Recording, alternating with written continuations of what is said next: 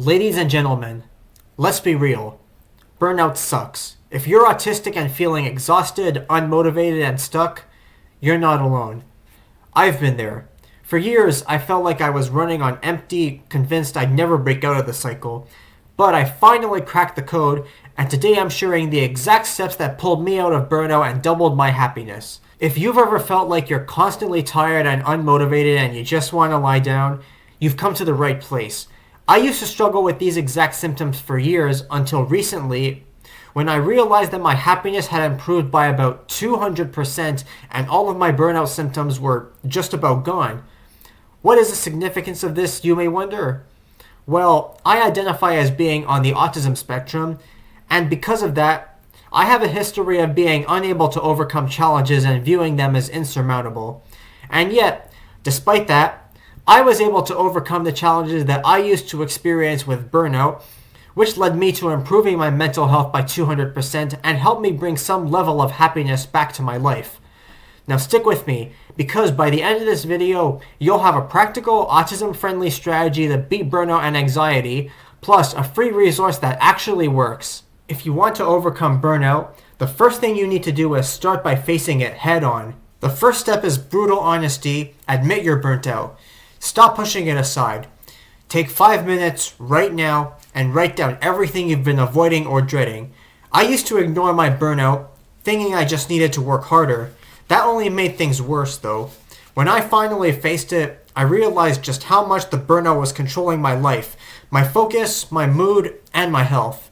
For years, my severe burnout had obvious side effects, but I didn't think of it because at the time, I wanted to get into video game art, which required intense dedication and focus on my portfolio, something I didn't exactly have all the time. So instead, I let my burnout take control of my life. As a result, days when I tried to be productive with my screen time were anything but. This led to a ripple effect. I was easily distracted and lazy because I was so tired and unmotivated, and so I thought I wasn't able to be productive, which led me to be even less productive. At the time, it also didn't help that the game industry job market was in a poor state and ultra competitive, so I kept telling myself that maybe I wasn't meant to be a game artist, and I was convinced that my obstacles and my challenges were insurmountable. If you think burnout is ruining your life, the next step is to recognize and combat the symptoms. Burnout hits autistic people differently. For me, it looked like wanting to escape or hide in the bathroom, possible stomach problems and a constant need to go to the bathroom, and exhaustion and brain fog. If you relate, you're not lazy or broken, your brain is overwhelmed. Recognizing these signs is a second step to reclaiming control.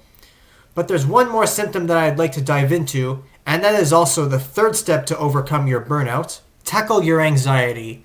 Here's the connection. Burnout and anxiety feed off of each other. When you're anxious, your body stays in fight or flight mode, which will drain your energy and only make your burnout worse. That's why I started using CBT, cognitive behavioral therapy. It gave me tools to break the cycle, challenge anxious thoughts, and reset my brain. If you're new to CBT or need motivation, keep watching. I'll share a free worry log that helped me finally get results. And the next step is to diversify. Instead of allowing yourself to fall into the same routines every day, use a combination of sheer willpower and daily planning in a journal to spice things up a little bit. Doing the same thing every day can trap you in burnout, especially if you're autistic and routines feel safe but stale. An excellent idea is to take intentional breaks from screens every now and then. We were not born to be working all of the time. So here's a suggestion. When you get up in the morning, do not go straight to your computer and turn it on.